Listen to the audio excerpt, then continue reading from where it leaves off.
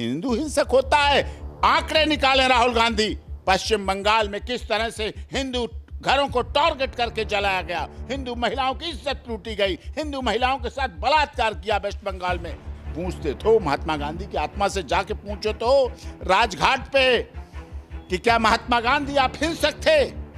अरे सनातन धैर्य देता है, सहनशीलता देता है, त्याग देता है, तपस्या देता है, भावना देता है, भाव देता है, जीवन जीने की कला देता है और जीवन जीने के प्रति सहिष्णुता के साथ संकल्प देता है। कि जब हिंदू हिंसक, क्योंकि सभी पार्टियों ने उन्हें नेता प्रतिपक्ष बनाया, तो क्या वो इस स्टैंड पे वो खड़े होंगे? हिंदू हिंसक तेजस्वी यादव कहेंगे हिंसक हिंदू होता है? क्या तेजस्वी यादव मानेंगे कि छठ पर्व मनाने वाले लालू यादव, छठ की डलिया लेने वाली राबड़ी देवी जो पूर्व मुख्यमंत्री रही और रेल मंत्री लालू यादव रहे, और उनके परिवार के लोग जो छठ मैया के लिए अर्घ देते हैं, खड़े रहते हैं, रात भर पूजा करते हैं छठ मैया के लिए, सूर्य भगवान के लिए, सूर्य की पूजा करने वाला हिंसक होता है? क्या केजरीवाल कहेंगे जो हनुमान मंदिर में जाके पूजा करते हैं, जेल से निकलने के बाद हनुमान मंदिर जाते हैं, जेल जाने से पहले हनुमान मंदिर जाते हैं, कहेंगे हनुमान को मानने वाला अरविंद केजरीवाल हिंसक होता है, संजय सिंह हिंसक होता है? कोई कहेगा सत्येंद्र जैन जो पूजा करने वाले हमारे पड़ोसी हैं, दीपाली में हमारे उनका चुनाव क्षेत्र आता, कोई कहेगा सत्येंद्र जैन हिंसक होते हैं? कोई कहेगा स्टालिन हिंसक होते हैं, या शिवसेना के बाल ठाकरे हिंसक थे? कोई कहेगा उद्धव ठाकरे हिंसक हैं? क्या ममता बनर्जी मानेगी कि मैं हिंसक हूं क्योंकि मैं देवी को मानती हूं, या देवी सर्वभूतेषु का नारा देती हूं, मंत्र बोलती हूं, नवरात्रि दिन नंगे पैर चलती हूं, बंगाल में पंडाल लगवाती हूं, दुर्गा माता की पूजा करती हूं? क्या मानेगी ममता दीदी हिंसक होती हैं क्योंकि वो हिंदू हैं? नहीं मानेगी। 2 दिन पहले एक सवाल खड़ा हुआ, अखिलेश यादव ने यह कहा कि अयोध्या के राजा हमारे साथ हैं। वो भी तो हिंदू हैं। हिंदू तो वो भी हैं। अरे वो भी तो हिंदू हैं, वो भी तो हिंदू हैं, तो वो कैसे वो भी हिंसक हुए? इसका हिंसा करके आए हैं।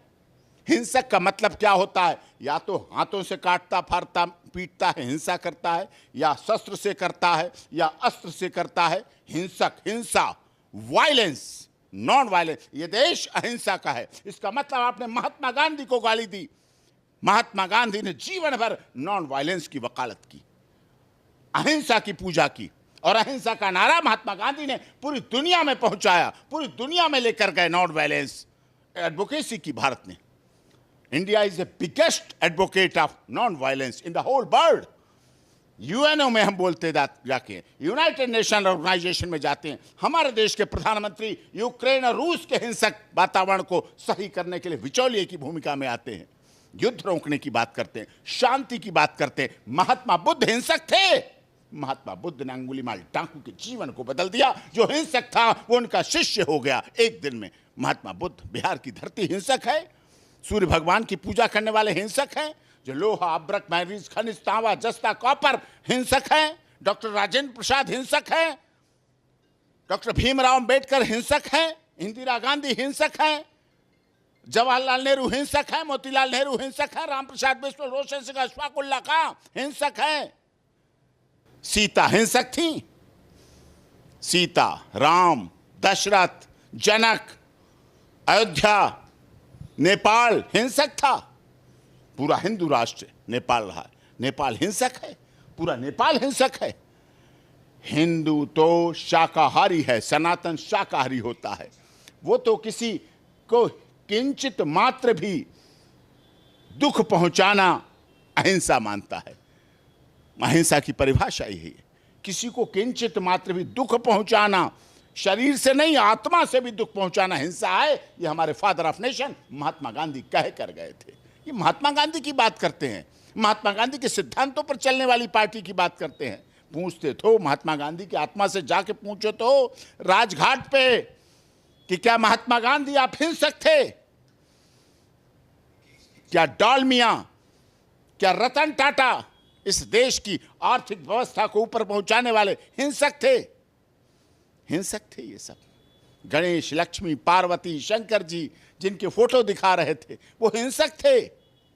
ऋषि, मुनि, व्यास, वशिष्ठ ऋषि हिंसक थे।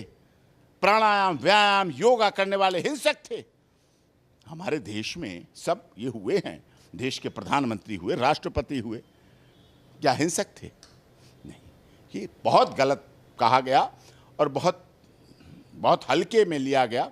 लेकिन इस पर सदन को और देश के लोकसभा स्पीकर को, लोकसभा के स्पीकर को इस पर संज्ञान लेना चाहिए और सदन में इनके जो गठबंधन है इनके लोगों को भी कहना चाहिए, साहब राहुल गांधी जी नेता प्रतिपक्ष आप रहने दो, अभी तो ये शुरुआत है, आगे क्या होगा, अंजाम गुलिस्तां क्या होगा, अभी तो शुरुआत में ऐसा बोल रहे हो, सब उनके वोट कट जाएंगे, अगली बार बीजेपी का क्या हाल हो जाएगा, 400 नहीं 500 पार हो जाएगी, यही बोलते रहेंगे तो 500 पार तो ठीक है सर, लेकिन उसके बाद भी उन्होंने क्या कहा उस पर गौर नहीं किया। उन्होंने कहा मैं नीलकंठ, मैं विष पी रहा हूं एक तरीके का। तो फिर कहाँ हिंसक है? तो हिंदू हैं, नीलकंठ तो हिंदू हो सकता है, तो विष कैसे पी रहे हैं? हिंसा करना चाहिए, हिंसा करें, हथियार लेके आए, चलाएं आके, हिंदू तो यही होता है। उन्होंने तो यही डिक्लेयर किया, परिभाषा यही की, पूरे समाज को बोला है, पूरी कम्युनिटी को बोला है। भाजपा हिंदू की बात करती है इसलिए वो हिंसक है, आरएसएस हिंदू, अरे आरएसएस देश की रक्षा की बात करती है, आरएसएस भारत माता की बात करती है, आरएसएस राष्ट्रहित की बात करती है, राष्ट्रहित सर्वप्रथम की बात करती है। राष्ट्र में सब आते हैं, राष्ट्र में बंगाल भी आता है, राष्ट्र में जम्मू कश्मीर भी आता है, कन्याकुमारी भी आता है, अटक भी आता है, कटक भी आता है, सब कुछ आता है। राष्ट्र, राष्ट्र सर्वप्रथम, राष्ट्र प्रथम है। तो ये भाव है, हमारे देश का भाव है, तो ऐसे में होना चाहिए। हम किंचित मात्र ही दुख पहुंचाते हैं, हम ये व्यवहार करते हैं। आज मेरा जन्मदिन है, मैंने कहा जो भी आ रहे हैं लोग ध्यान रखना, कहीं केक में इसमें ये चीज़ें कई मिल जाती हैं, ध्यान रखना, उसका ध्यान रख रहे हैं लोग। इसका मतलब हमारे अंदर सात्विक है, हमारे अंदर शाकाहार है। शाकाहार मतलब किसी की किंचित मात्र भी दुख ना पहुंचे, इसका क्या मतलब? यही तो हुआ। लेकिन इसके साथ साथ ओम बिरला साहब भी यही बात बोले कि देखिए आप नेता प्रतिपक्ष हैं, आप कुछ भी, आज विषय क्या था? अच्छा एक चीज ये समझाइए सर। हाँ, जी का अभिभाषण था, उस पर ये बोल रहे हैं हिंदू हिंसक है, और यहाँ हम देख रहे हैं सीमा हैदर, जो पाकिस्तान में सीमा हैदर थी, वो भारत में सीमा आई, सीमा रह रही है, सीमा भारत में आके शाकाहारी हो गई। सीमा सनातनी बनके पाकिस्तान में, जब सीमा का 4 साल पहले तलाक हो गया था, जब पाकिस्तान में, अब तो 5 साल से अधिक हो गए हैं, सीमा ने जब से सनातन धर्म पाकिस्तान में ग्रहण किया, उनके गुलाम हैदर ने तलाक दिया, उसके बाद से जब से सीमा सनातनी हुई, सीमा शाकाहारी हो गई, सीमा के बच्चे शाकाहारी हो गए। उनके अब्बा जान की मृत्यु के बाद सीमा भारत आई, सीमा शाकाहारी है, सीमा के बच्चे शाकाहारी हैं, और वो कहते हैं हिंदू सनातन धर्म ग्रहण किया इसलिए उसने शाकाहार को चुना, और रह रही है, हमारे देश में रह रही सीमा, और सनातनी है।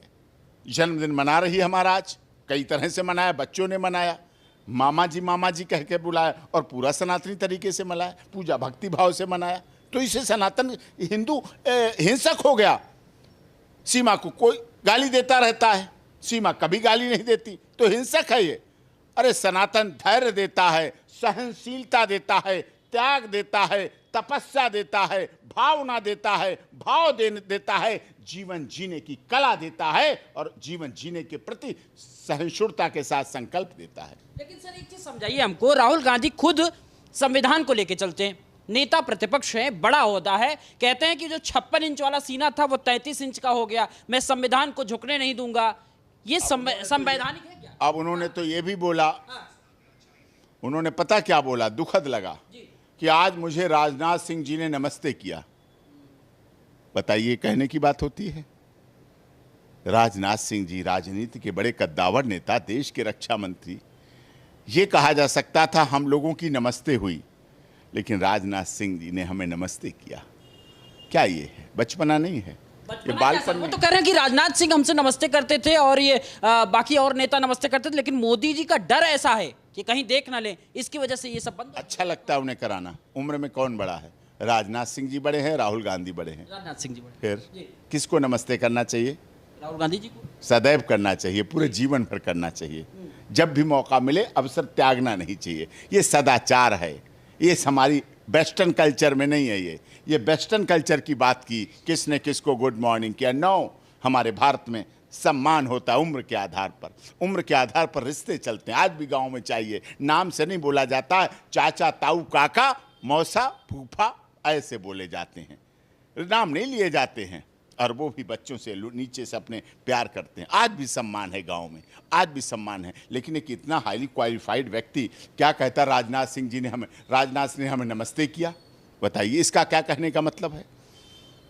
हमें एक वहाँ पंजाब का मिला, उसने ये कहा, उसने ये कहा। ये चीज़ें अच्छी नहीं हैं, बिल्कुल गलत हैं, किसी तरह भी से भी ठीक नहीं है। वो तो ये कह रहे थे सर कि राजनाथ सिंह मतलब मोदी जी का इतना प्रभाव है, डर है, देश में डर पैदा कर रहे हैं, उस आधार पर कह रहे करे वो पार्टी में तो डर शामिल है, बाहर देश में छोड़। अरे बाबा, जब मोदी जी दिल्ली भी नहीं थे, राजनाथ सिंह जी उस समय से जमाने में थे।